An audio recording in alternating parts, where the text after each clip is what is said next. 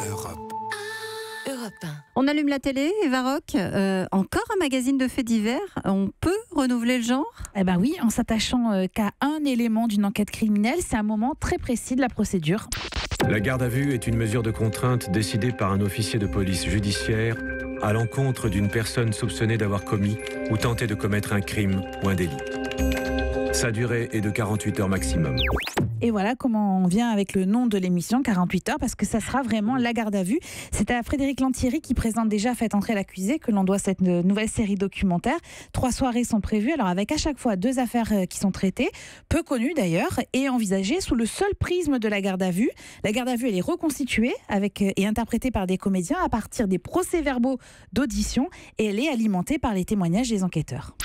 C'est une pièce de théâtre, une audition. Il faut que vous adaptiez votre caractère, votre diplomatie ou votre violence verbale en fonction de l'individu qui se trouve en face de vous.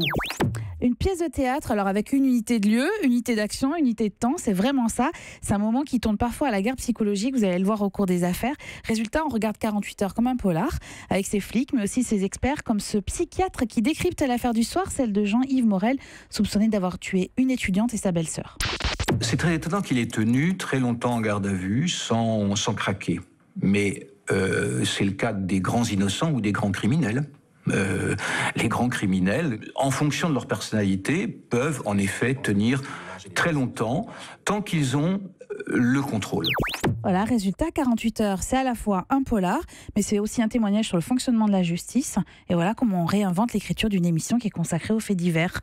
Et c'est à voir ce soir sur France 5 à 20h50. Didier. Oui, alors oui, j'avais en tête que c'était 24 heures normalement la garde à vue, prolongeable en affaire de terrorisme ou autre, sur demande du juge. Donc, alors si, c'est jusqu'à 48 heures. Non, c'est jusqu'à 48 heures. Donc c'est pour ça qu'ils ont fait une garde à vue prolongée. Exactement. Et ça peut être prolongé encore, effectivement, dans des cas exceptionnels. On apprend d'ailleurs que c'est morcelé, c'est-à-dire qu'on peut l'interrompre et vous la reprenez avec le temps qui reste en fait sur les 48 heures. Joué par des acteurs, là, parce que toutes ces séries, souvent c'est tellement mal fait. Non, très bien joué. Parce qu'il y avait un truc quand j'étais petit là qui s'appelait Tribunal comme ça. Oui. Vous aurez la réponse ce soir, France 5. Europe.